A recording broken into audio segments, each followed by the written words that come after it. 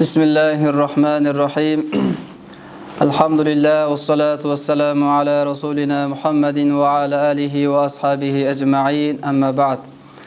Bardıq maqtoolor, dаңктоолор Allah Taala gana bolsun. Jana salam salavatlar Peygamberimiz Muhammed sallallahu aleyhi ve sellemge bolsun. Allah Taala ismenen bizdi bul dünögө bir ele maksat menen jaratkan. Al maksat Allah Taalaga kulçuluk kılıp, Allah Taala'nın hükümlerini atkarıp, Allah Taala'nın razılığını tağıp ketүү. Bir ele maksatımız uşul, kalgandары tuğandar muhtaçlık bolot eken. Allah Taala'nın hükümleri, insanga bolgon hükümleri toltura, oşonun birösü imandan kийинки nerse bul namaz eken. Demek adam jaşoosundagı namazı jakşı bolup, namaz men alek bolup, namazın turguza turgan bolso, anın jaşoosу dagı оңолуп, jaşоосунда dagı берекелерди ал көрө баштайт экен да.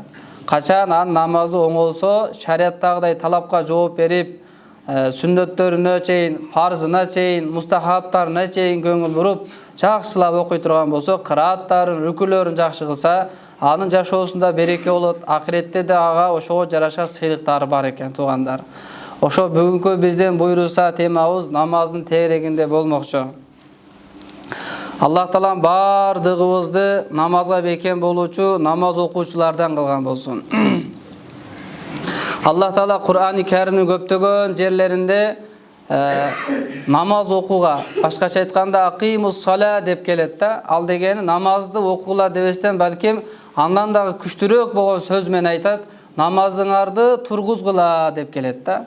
Ошондуктан намазды окуп коюш эмеске намазды тургузуу. Башкача айтканда, шарият кандай көрсөтмө берген болсо, коркуу менен, берилүү менен, ушундай деңгээлде окуу бул ошол намазды тургузуу болуп эсептелет экен. Аллах Таала да башка бир Кур'ан аяттарында айтат, мумундарды сыфаттаган кезде, аузу биллахи минеш шайтанир раджим, кад афлахал муъминун. Allah Taala'nın жалгыздыгына, бирлигине, кыямат күнүнө, беш тозоктун барлыгына иман келтиргендер. Башкача айтканда булар момундар ийгиликке жетти. Ал момундар деп кимди айтабыз десе, аллазина хум фи салатихим хашиун. Алар намаздарында коркуу менен намаздарын окушат дейт. Кудай Тааладан коркуп. Валлазина хум анил лагви му'ридун. Жана дагы бекерчи сөздөрдөн өздөрүнү баш тарткандар дейт. Жүз уйруп кетет. Эгерде кайсы жерде бир бекер сөздөр боло турган болсо, жана башканда пайдасыз сөздөр боло турган болсо, ошол нерседен өздөрүнүн башын тартып башка жака, жакшы жактарга кетип калат деген маанide айтып атат. Мына ушул момундун сыфаты экен туугандар. Демек намаз окуй турган болсо, намазыны Аллах Тааладан коркуу менен, ага бир жаман нерселерди аралаштырбастан жакшынакай кылып окуйт экен. Момундун бул сыфаты. Ушундай адамдарды Аллах Таала булар ийгиликке жетти деп атат. Жана дагы валлазина хум лиз-закати фаилун. Андан кийин ошол момундар кимдер десе, Аллах Таала буйруп койгон байлыгы эгерде шарият өлчөгөн бир нисапка, өлчөмгө жете турган болсо, ошол закетини чыгаргандар дейт. Мына ушулар момундар дейт туугандар. Кудай Таалам чыныгы момун болушту бардыгыбызга насип эткен болсун. Peygamberimiz sallallahu aleyhi ve sellem özünün kutlu hadislerinde aytat. An Abi Hureyre'te enne Resulullah sallallahu aleyhi ve sellem kal. Salatul raculi fil cemaati tuda'afu ala salatihi fi beytihi ve fi suqihi 25 di'fen. Peygamberimiz sallallahu aleyhi ve sellem ayttı. Bir kişinin cemaat menen namaz okuşu үйүндө же болбосо базардагы окуган намазга караганда 25 эсе көбөйтүлөт дейт даражасы. 25 эсе көбөйтүлөт дейт. Эселенет дейт. Демек өзүңүз жалгыз үйдө же базарда окуган болсоңуз, же жамаат менен окуй турган болсок, ошондой сообу күчтүү болот экен. Ва залика аннаху иза тавадда'a fa ahsanal wudu'a thumma kharaja ila al-masjid la yukhrijuhu illa as-salah. Bunun şartı var eken tuğanlar. Kayısıl uçurda adam balası cemaat men namaz okuganda 25 ese anın soğuğu göğürök bolot dese, аны шарты эгер ушул нерсе качанда ал даарат алса жана дааратыны абдан жакшы кылып алса. Мисалы даараттын өзүнүн парздары бар, өзүнүн сүннөттөрү, мустахабтары, адептери бар, макрух амалдары бар. Ошолорго көңүл буруу менен жакшылап дааратын алып, андан кийин мечитке чыга турган болсо, ошол мечитке чыгуусу бир гана намаз окуш үчүн гана болсо, Алланын ыраазылыгы үчүн намаз гана максат боло турган болсо, ушул адамга ошол намазын соо ушунчалык көп берилет экен туугандар. Шарты ушундай экен. Эптеп эле досум намазга кетип атат, мен дагы барышым керек эле деп кетпеш керек экен. Бир гана Алланын ыраазылыгы үчүн намаз гана максат болуш керек экен да. Башка бир мечитке барып, мен ал жерден бир жакшы тааныш таап алып соодам жүгүртөйүн жана башка нерсе кылайын дебестен бир гана ниетинде намаз болуш керек экен. Эгерде бул намаздын сыйлыгы болуп атат да, андан да башка сыйлыктар бар экен. Ушинтип чыга турган болсо, лам яхту хутватан илля руфиат лаху биха даражатун ва хутта анху биха хатиатун. Эми ушинтип жакшылап даарат алып, ниетинде бир гана намаз бар, башка нерсе жок. Ушинтип жолго чыга турган болсо, ал бир кадам таштаган болсо, ошонун себебинен Аллах Таала ага бир даражасын ал үчүн көтөрөт дейт, бир даражасына. Ошол эле кадамдын себебинен Аллах Таала бир эле кадамдын себебинен андан бир катаны өчүрүп салат дейт. 25тен дагы ашыкча бир сооптор болуп атат. فإذا صلى لم تزل الملائكة تصلي عليه ما دام في مصلاه اللهم صل عليه اللهم ارحمه ولا يزال أحد في صلاة من انتظر الصلاة.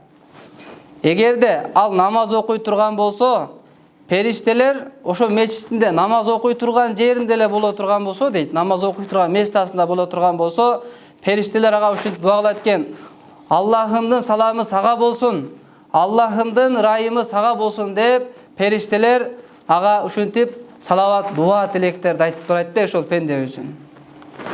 Намаз окуганда качанда ошол адам дейт, ошо мечитте тура бере турган болсо, бир намазды күтүп, ошондой периштелердин дуасында боло берет дейт туугандар. Ошондуктан биз ниетибиз бир гана намаз болуп, андан жакшылап даарат алып ушинтип чыксак, жана намазды окугандан кийин дагы экинчи намазды күтө турган болсок, охо кандай гана ушундай соопторго, периштелердин дуасына биз иншалла насип болот экен да. Ошого кээ бир учурларда биздин бош убактыларыбыз болуп калат.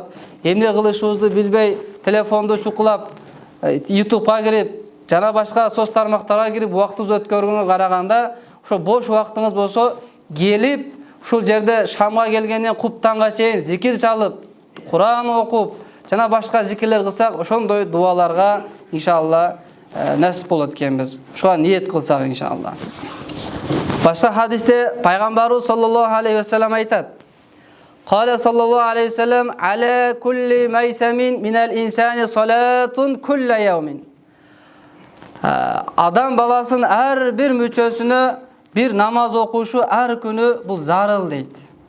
Бир адам баласына дейт, ар бир мүчөсүнө бирден намаз окуп берүүсү ал үчүн зарыл, мындай айтканда милдеттүү түрдө дейт. Бизде канча мүчө болсо, ошонун ар бир мүчөсүндө бирден намаз окуп берүү деп, бул жер салат деп намазды айтыптыр да. Фaqala rajulun minal qawm. Ошол учурда ошол элдерден бирөөсү бир киши айтты: "Hada min ashaddi ma utina bihi." Бизге берилген нерсе бул өтө оор деп атат да. Бизде канча мүчө бар, күн сайын ар бир мүчөгө бирден намаз окуп берүү бизди чарчатат. Бул бизге өтө оор, ыңгайсыз болот деп ушундай суроо бергенде, анан пайгамбарыбыз саллаллаху алейхи ва саллям айтты: "Амрука бил ма'руф ва нахика анил мункар салатун." Сен бирөөлөрдү жакшылыкка чакырып, жакшылыкка үндөп коюштугуң, Аллах Тааланын жолуна чык, мечитке келиңиз жакшылыкты кылайлы деп, кыскасы кандай гана жакшылык болбосун, ошол жакшылыкка аны чакырып, аны үндөп коюштугуң, жана жамандыктан бирөөнү кайтарып коюштугуң. Бирөө шылдыңды баса, буну шылдыңдабыз, бул жаман болот, күнөө болот деп, мисалы намаз окугас жүрүңүз намазга деп, же жаман иштер болсо буну таштаңыз деп, ушинтип аны жамандыктардан тыйып коюштугуң, бул намаз дептир пайгамбарыбыз. Бул дагы бир намаз дептир. Wa hilmuka ala daifi salatun. Bir alsız adam bir жүк көтөрүп кетип атса, же болбосо жүгүнү bir өзү унасына жүктөй албай аткан болсо, ошо келиңиz, жардам берип коюн деп, ага бир аз жардам берип коюштугуң бул намаз дейт. Wa inhauka al-qadara 'anit tariqi salatun.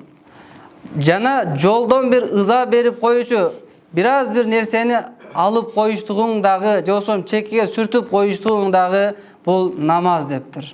Караңыздарчы. Wa kullu khutwatin takhtuha ila as-salati salatun. Алем ар бир намаз үчүн баскан кадамың бул дагы намаз болуп эсептелет дептир. А башка жерде хадисте пайгамбарыбыз айтат, адамда 363 деп адашпасам, ушунча мүчө бар, ошого ар күнү садака берип турушу керек дейт. Ошондо сахабалар сурашат анда дагы. Бул биз өтө кыйын го, көп го, кантип биз садака кылабыз? 363 садаканы кантип кылабыз дегенде, бирөөгө карап жылмайып коюштугуң бул садака. Ушул сыяктуу нерселерди айтат да. Субханаллах дейшиң садака, тасбих, тахмид айтышың садака дейт тугандар. Демек биздин бул жерде ошол намазды келтирип атат да. Демек ар бир мүчө үчүн намаз окуп бериш бул милдеттүү түрдө дейт. Ошо мечитке келсек, мына ушул нерселерден кутулуп калат экенбиз. Сиз канча узак жашайсыз? Мисалы 363 кадам болобу мисалы мечитке келгенге чейинчи. Жок дегенде жума күндөрү болобу, башка күндөр болобу, ушу кадам көбүрөөк болсун деп дагы машинаңызды мына жерге койбой, пробка кылбай, наркочо коюп коюңуз мисалы, бир аз басып келиңиз, мээнет кылыңыз. Сооп алыш оңой эмес да, туурабы? Ошондой кылсак, мына соопко да болот, садака да кылтабыз да. Мына жерге коебуз, пробка болот, мисалы да. Ошондой кылсак, мына сооптор өзүнөн өзү турат, бирок кылганга биз алсыз болуп атабыз. Кудай таалам бизге күчтүүлүк берсин ошол нерсени кылганга. Башка хадисте пайгамбарыбыз саллаллаху алейхи ва саллям ушу сахабалардан риваят кылынат. Халат al-baqaw hawla al-masjidi fa aradu banu Salama ay yantaqilu ila qurba al-masjid. Ошо пайгамбарыбыз саллаллаху алейхи ва салламдын мезгилинде ошол Бака деген жер бар экен, мечиттин айланасында бош калган жер бар экен. Адамдар ал жерде жашабайт, үйлөрү жок экен. Ошондо Бану Салама деген уруу бар экен, ошолор каалашыптыр, ошол мечиттин жанына көчүп барып алсак, мечитке жакыныраак болуп, ошол көбүрөөк ошол мечитте болсок, убактыбызды өткөрсөк деген мааниде ушул нерсени тилектештерин билдириптир. Анан булардын ниети пайгамбарыбыз саллаллаху алейхи ва салламга жетип, анан пайгамбарыбыз саллаллаху алейхи ва саллям аларга ушинтип айтат. Силер чындап ушинтип ойлодуңарбы, ниет кылдыңарбы, көчүп келейин деп атасыңарбы? Мага ушул нерсе жетти деп ошолорго айтканда, Бану Салама пайгамбарыбызга саллаллаху алейхи ва салламга айтып, "Наам я Расулаллах, обай Аллахнын элчиси, биз ушундай ниет кылдык, ушуну кааладык" дейт. Ошондо пайгамбарыбыз саллаллаху алейхи ва саллям айтат, "Диярукум туктаб атарукум" дейт. Силер ошол үйүңөрдө кала бергиле дейт. Силердин кадамыңар жазылат деп пайгамбар алейхиссалам ага уруксат бербей койгон экен. Ошондуктан кадамыбыз канча көп болсо, ошончо соопторго ээ болот экенбиз тугандар. Зерикпешибиз керек экен. Кээде машинаңызды таштап деле бир аз басып келиңиз. Бул сиз үчүн физиология болот, мисалы, ден соолугуңузга пайда болот дегендей. Ушундай нерселерди кылсак, иншалла жакшы болот экен. Башка хадисте пайгамбарыбыз саллаллаху алейхи ва саллям айтат: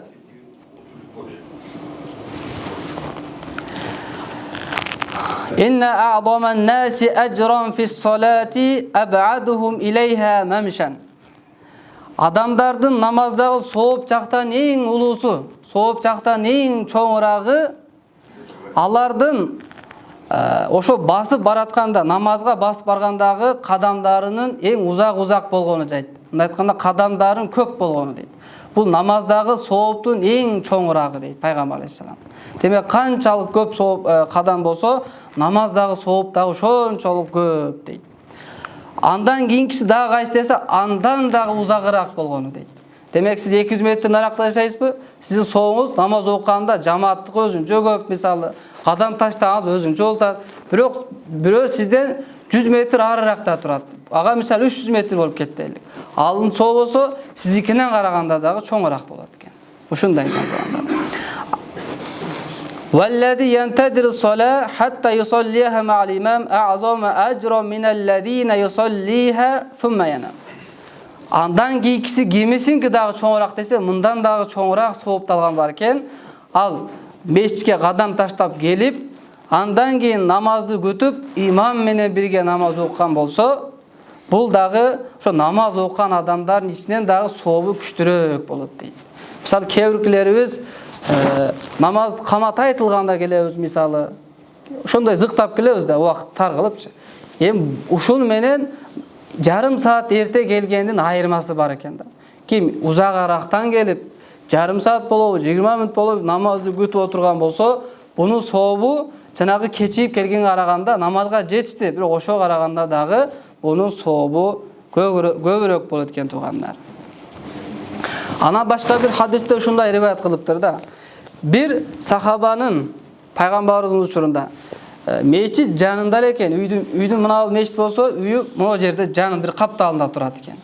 Бирок ошол киши менин кадамым көп болсун деп, мисалы бул жерден орто көчөсү менен барып ата үйүнө чыгып, өзү мечит 20 метр. Айланып бир 300-400 метр айланып ана мечитке келет экен. Ушундай нерсе пайгамбарыбыз айтканда, Аллах Таалам ушу соопторду топтоп жыйнап берсин деп кайра пайгамбарыбыз ага дуа берген экен. Ал атайын эле мен кадамым көп болсун деп атай басат экен. Узагыраак кылыпчы. Ушундай кылсак да болот экен туугандар. Сообу күчтүүрөөк болот экен.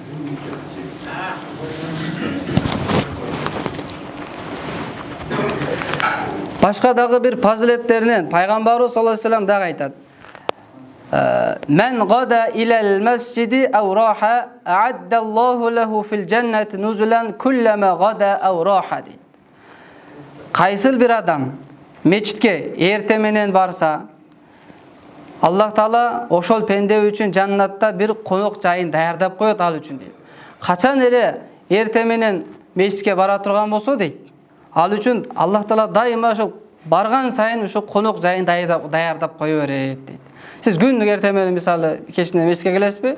Ал үчүн Кудай Таалам күн сайын сизге конок жайын даярдап кое берет экен. Ар качан болсо дагы. Ошого мүмкүнчүлүк болушунча мечитке келип намаз окуган бул өтө пайдасы бар экен туугандар. Башка хадисте пайгамбарыбыз саллаллаху алейхи ва саллям айтат: "Юбашширул машшауна фи зулми илал масжиди бин нури тамми яумал киямати." Пайгамбарыбыз айтты: "Силер караңгыда мечиттерге жөө кадам менен басып баргандарды сүйүнчүлөгүлө" дейт. Кыямат күндөгү толук нур менен дейт туугандар. Караңгыларда, ал караңгы дегени эрте менен багымдатта караңгы болот, мисалы шамда караңгы болуп калат, куптанда караңгы болот. Ушу караңгылыктарда мечиттерге путу менен басып баргандар үчүн сүйүнчүлөгүлө кыямат күндөгү толук нур менен дейт. Бул туугандар кыямат күн баардыгыбыз эле билип калдык. Эгерде коркунучун Кудай Таала жүрөккө салган болсо жакшы. Мындай элестетип көрсөк, өтө бир коркунучтуу кыямат, караңгылыгы, сүрдүүлүгү ушунчалык деңгээлде. Ал учурда чач агарбаганы чач агарып кетип атат. Ушунчалык деңгээлде айтып атат хадистерде, аяттарда. Ал учурда сиз жакшы көрүп калган аялыңыз менен 20 жыл, 30 жыл жаттыңыз бир төшөктө. Ошол сизден качып калып атат мисалы. Өзүңүздүн апаңыз канча мээримдүүлүк менен карап аткан болсо, ошол апаңызден качып кала турган күн, качып калат деп атат Куранда Алла Таалачы аяттарында. Ошончолук демек коркунучтуу күнүндө кимде ким хадисте айтып атат, караңгыларда мечитке басып буту менен басып барган болсо, ошолор үчүн толук бир нур менен сүйүнчүлөгүлө дейт. Ошондой бир караңгылыкта, коркунучта ошо намаздарыбыз сиз менен бизге нур болуп турса, кандай гана пайда да, кандай гана жакшы нерсе. Кудай Таала намаздарыбызды ошондой кылсын сиз менен бизге акыретте. Дагы бир башка бир жерде риваяттарда келет, пайгамбарыбыз саллаллаху алейхи ва саллям айтат: "Саб'атун юдиллухумуллаху фи зиллихи яумал кияма яума ла зилла илля зиллуху. Ва минхум раджулун калбуху муаллакун бил масажид" дейт. Бир хадисте пайгамбарыбыз айтат: 7 түрдүү адам бар. Аллах Таала ошол 7 түрдүү адамдарды Аллах Тааланын өзүнүн көлөкөсүнөн башка көлөкө жок болгон күнү, рахмат көлөкөсүнөн башка көлөкө жок болгон күндө ошол 7 түрдүү адамга көлөкө насип кылдырат. Ошолордун бирөөсү ким десе, Алардын бирөөсү анын жүрөгү мечитке байланып калган киши экен. Ушул кишини да Кудай Таалам акыретте ошондой бир коркунучтуу күндө рахмат көлөкөсүнүн астында аны сыйлайт экен туугандар. Демек биз дагы жүрөгүбүздү мечитке байлайлы. Биз жүрөгүбүздү базарга эмес, жүрөгүбүздү телефонго эмес, жүрөгүбүздү бир каядагы бир сөздөргө эмес, балким мечитке байласак, биздин акыретибизге, башкага дагы пайда болот туугандар. Үйүбүзгө эмес, балким үйдө дагы өзүнчө байлана турган учуру болот. Бирок мечитке да байлап койсок, акыретте ушундай пайдалары бар экен. Бир мугалим бир жаш окуучуга ушинтип айтат экен. Пайгамбарыбыз ушул хадисин айтат экен. Мен салла субха фа хуа фи зимматиллахи фала ятлубуннакумуллаху мин зиммати би шайин фа иннаху ман ятлубуху фи зиммати би шайин юдрикху сумма якуббуху ала вачхи фин нари жаханнам деген хадисте айтат экен да. Бир мектепке барса, бул ислам өлкөлөрүндө болуш керек ушул окуя. Ушул хадисте айтат экен, ким таң намазын окуган болсо, ал Аллах Тааланын коргосунда. Ким Аллахтын коргоосундагы бир адамды бир нерсе менен ызаланткан болсо, аны урабы, тебеби же жөн эле бир себепсиз эле анын көңүлүн оорутуп коюп ушундай кыла турган болсо, Аллах Таала өзүнүн коргоосунда пенден ага сөз түрдө ага жетет дейт. Башкача айтканда, бир Кудай Тааланын азабы же балеси ага жетет. Андан кийин ал бале менен дагы жөн болбостон, Аллах Таала анын жүзүнү менен сүдүрөп, тозок отуна аны таштайт деген хадисти айтат экен. Жаш балага, мектепке биринчи барып коем, намаз үйрөнөт, башка кылып атканда. Ушуну айтып, багымдат ушунчалык деңгээлде сон намаз, ким ушундай окуй турган болсо, ушундай болот деп үйрөтүп, жана багымдаттагы 2 рекет сүннөт бул дүйнө жана дүйнөдөгү бардык нерселерден жакшы деп ушинтип айтканда, баякы бала, намаз кандай жакшы, багымдатка барган, демек жамаат менен окуган кандай жакшы экен деп ниет кылат экен, жаш болсо дагычы. Биз 7-8 жашар болсо дагы. Аны ошентип бирок ниет кылат экен, түнү жатат, эртең менен мен багымдатка барайын, жамаат менен окуйын, мечитке барайын деп будильник коет экен, утуру анча-мынчада туруп калат экен, саат болду болбодубу депчи, кайра. Аны ошондой күтүп аткан болсо, азан айтып калат экен да. Анан колдон келишинче daarатты алып, эшикке чыкса кап-караңгы экен да. Мечитке барышка коркот экен. Аны ошондо тыңдап турса, бир аксакал киши мечитке кетип аткан болот экен, таягын алыпчы. Аны ошого аксакалдыга билдирбестен артынан ээрчип барып, жамаат чыга электен мурда, дуа кылып бүтө электен мурда, ал билинбей кетип калат экен да. Ушинтип жүрөт экен. Ушинтип кыйла күн намазга барып жүрөт экен. Багымдаттын 2 рекат сүннөтү бардык нерседен жакшы экен депчи. Бунун тилекке каршы ата-энеси намаз окубайт экен да. Ошол себептен бирөөнү аксакалды пайлап туруп, аңдып туруп, ал чыкканда бул да чыгат экен да. Анан күндөрдүн биринде үйдө сүйлөшүп отурса, үйдөгүлөр айтып калат экен, көчөбүздүн ылдыйындагы бир аксакал бул ааламдан каза болуптур дегенде, ошол баланы ошол жерден көз жашын төгүп ыйлай берет экен да. Ошол жерге атасын айтат экен, атаке, ошол аксакал өлгөндөн көрө сиз бул дүйнөдөн өлүп калбайсызбы деп айтат экен да. Атасы таң калып, балам, сен эмне үчүн муну айтып атасың? Мен сенин атаң болсом, кийим кечең алып берем, тамагың тоюндуруп атам. Ал сенин бир таятаң же чоң атаң болбосо, эмне үчүн ага ыйлап атасың дейт да. Десе, ата, бул аксакал менен мен күндөгө эртең менен багымдат намазына барчу элем деп айтат экен да. Ошондо анын атасы деп ал да ошол сөзүнөн таасирленип, тоба кылып намаз окуп калган экен туугандар. Ушундай нерселер болуп калышы мүмкүн да биздечи. Биз балдарды ушинтип тарбиялашыбыз керек да. Жанагы Умар разияллаху анхуга бирөө келет дагы, момундардын амири, менин балам кой кайтарат. Ана мен бирде барсам, таяк менен мен башыма бир чапты дейт да. Ушуга бир балам бир жаза берип койбойсузбу деп сураганда, макул деп Умар разияллаху анху эми бул маселени териштирет. Көрдүңүз, бир эле сразу укканда, сразу эле жазага, же болсо арыз жазганга шашылбашыбыз керек да. Ушул сахабалардын, пайгамбар өмүр баянынан биз өрнөк алышыбыз керек. Анан сразу эле аны жазылабастан баланы чакырат, маселенин чоо жайын сурайт. Балам, кандай жакшысыңбы? Атаңы сен эмне кылып уруп койдуң дейт да. Айтат, уруп койдум деп айтат. Анан айтат, дагы сурайт. Атаң сага Кудай Тааланы тааныткан беле?